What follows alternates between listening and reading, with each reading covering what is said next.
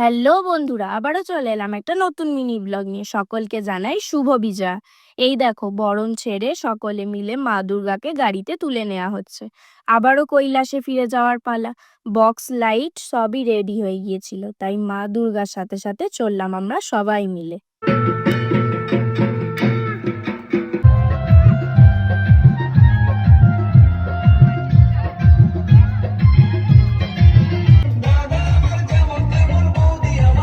শীতেশকে দেখো, রাস্তায় জায়গা নেই বলে উপরেই কেমন নাচছে।